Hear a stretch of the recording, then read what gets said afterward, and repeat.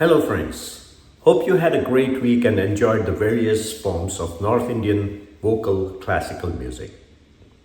Before we get into technical understanding of music, I would like to bring your attention to those who think that to appreciate music, you do not need technical knowledge. The other day, I was at a gathering where I talked about this series of videos that I'm producing. I just wanted to see how my close friends felt about what I was planning to do. Mostly they gave me a very positive response. Most of them thought that it was really a good idea. Some of them were even willing to help. But yes, there always is that one but who said to me that he would prefer not to know anything about music he hears. He also insisted that knowing about or talking about a piece of music would destroy his real enjoyment of music. He went on further to tell me not to waste my time on such a boring subject. Well, he is not the only one who feels this way. There are many who would put the same argument. I remember another person telling me that doing cheer phad, which means dissection of music, destroys music.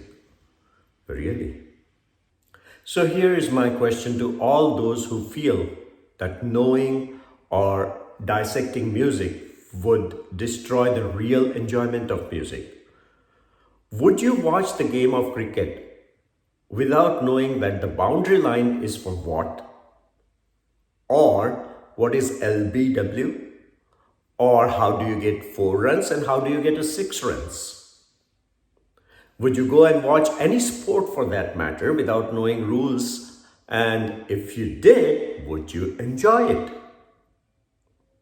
Would you attend a game of tennis, table tennis, football without understanding how the game works or what the game is about? And there is one more point that I want to talk about. The difference between hearing and listening. What is the difference between these two English words? Hearing. Hearing is an act of perceiving sound, receiving sound, intake of sound. In Sanskrit, we call it Shravan Shakti. It's a passive intake of sound.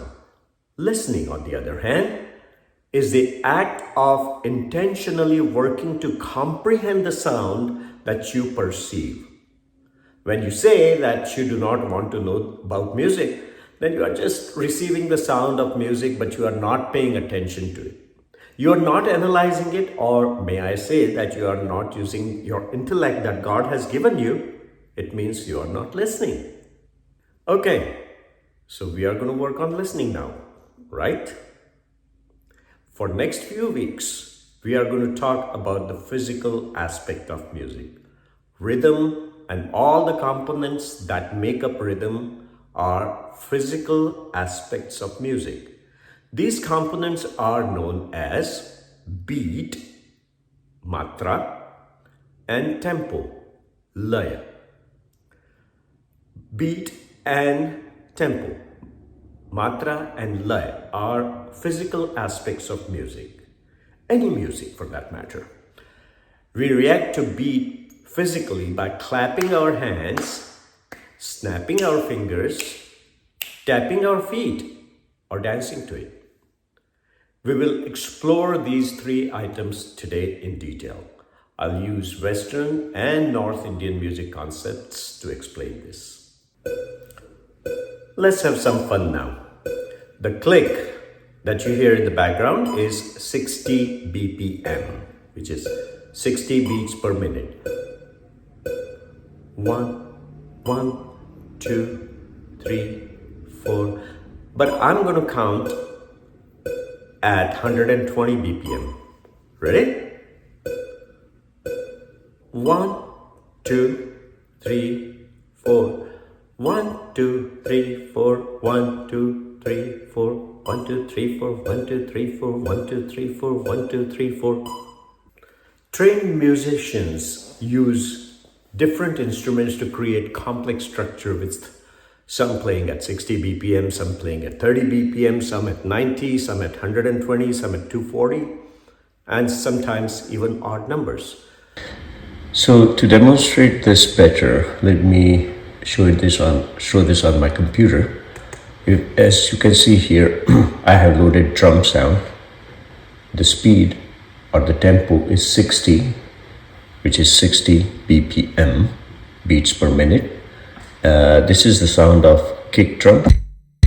This is the sound of snare drum. And this is the sound of hi-hat. Now I'm going to record kick drum at 60 beats per minute. That's 60 BPM. Here we go.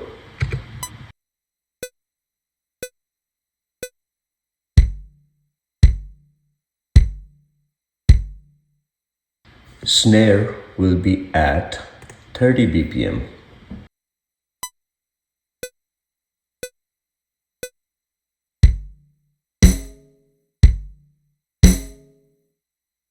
And hi-hat will be at 120 BPM.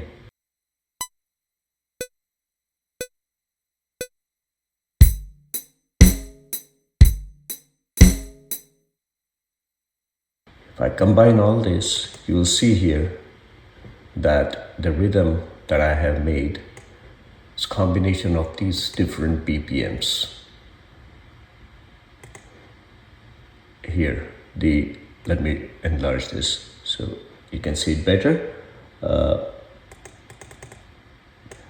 These are the kick drums, these are the snare drums, and these are the hi-hat.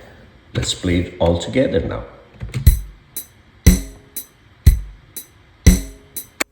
Pay attention to the rhythm that is playing in the background. You will notice that some beats are strong while some beats are weak.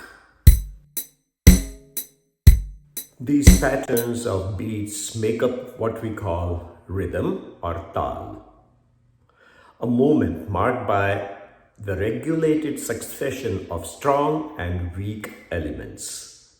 Here is an example of pattern that consists of 4 beats. 1, 2, 3, 4. 1, 2, 3, 4. 1, 2, 3, 4. I'm sure you noticed that not all 4 beats in the rhythm are formed equally. The first beat sounds stronger than the rest. The rest are weak beats. The strong beats drive the pulse and the weak beats counteract the pulse. You may have heard of upbeat and downbeat. The first beat is a little heavier than the other beats, and that's why it is also known as downbeat. In Indian music, we call it sam. The first beat of any taal or any rhythm is called sam. Sam is a Sanskrit word meaning conjoin or come together. If you listen to any Indian classical music concert, you will notice musicians and some of the audiences, they come together on some. Ye. That is the first beat of taal. A measure or a bar refers to the single unit of time featuring a specific number of beats. In North Indian music, we call it to be a vibhag or bhag, a part. Let us look at a very common pattern in Indian music called kaherwa. It is made up of total of 8 beats that are divided into 2 measures or 2 vibhag, 2 bhag of 4 beats each. 1, 2, 3, 4, 5, 6, 7, 8. 1, 2, 3, 4, 5, 6, 7, 8. 1, 2, 3, 4, 5, 6, 7, 8.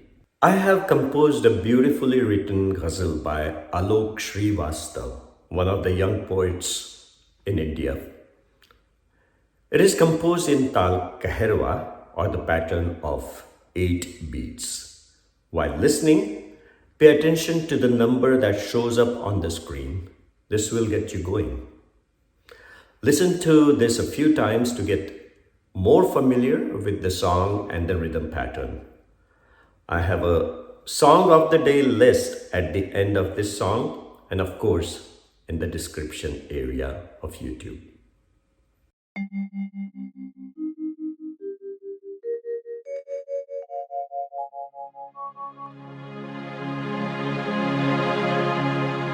तुम्हारे पास आते हैं तो सांसें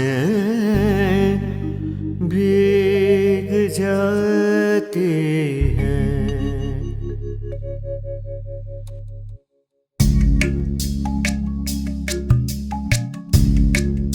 तुम्हारे पास आते हैं तो सांसें भीग जाती है।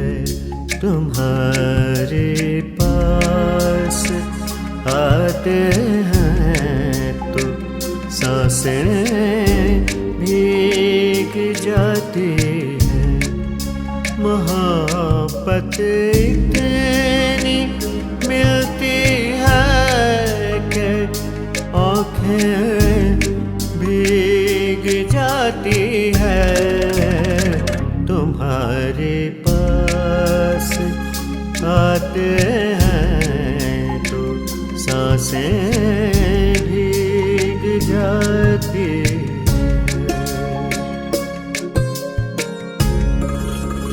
तबस्सुम इत्र जैसा है, हंसी बरसात जैसी है। तबस्सुम इत्र जैसा है, हंसी बरसात जैसी है। तबस्सुम इत्र जैसा है, हंसी बरसात जैसी है। वो जब भी बात करती है तो बातें भीग जाती हैं।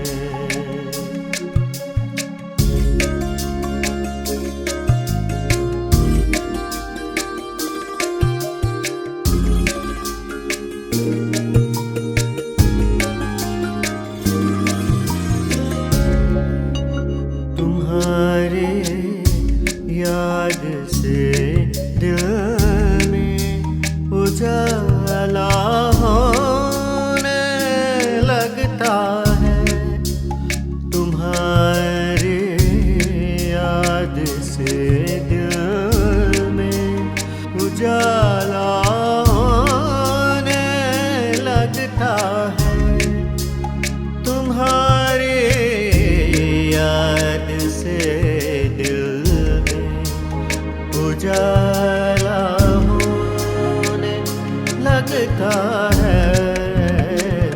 तुम्हें जब गुनगुनाता हूँ तो रातें भीग जाती हैं।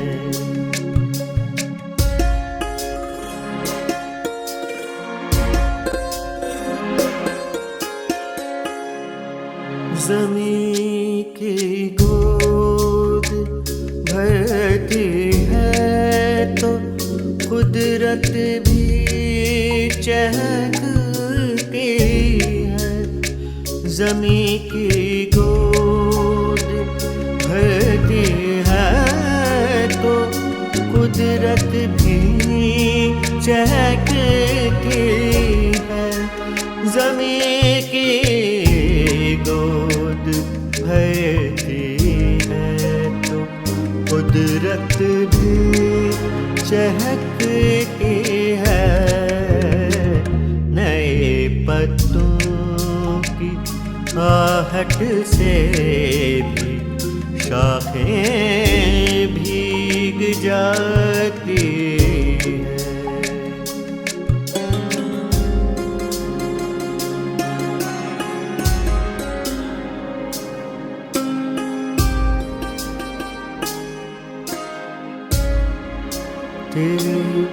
एहसास की खुशबू हमेशा ताज़ा रहती है। तेरे एहसास की खुशबू हमेशा ताज़ा रहती है। तेरे एहसास की खुशबू हमेशा ताज़ा रहती है। तेरी रहमत की बारिश से मुरादें भीग जाती हैं। मोहब्बत इतनी मिलती है कि आँखें भीग जाती हैं। तुम्हारे पास आते हैं तो सांसें भीग जाती हैं।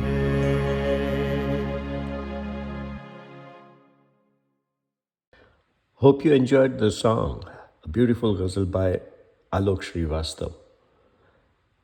I hope you were able to understand Kaharwa, the 8-beat rhythm. For a song a day, here is the list for you. A classic, Didi, Tera, Dewar, Diwana. Number 2 is a new song comparatively, a 2020 hit, Shayad, from the film Love, Aaj Kal. Another classic is the third one, Zindagi, Bhar, Nahin, Bhoolegi, wo Barsaat ki Raat, a Ravi classic. Fourth is a ghazal again, ghazal by none other but Jagjit Singh, Ahista, Ahista, one of the most popular ghazals of all times.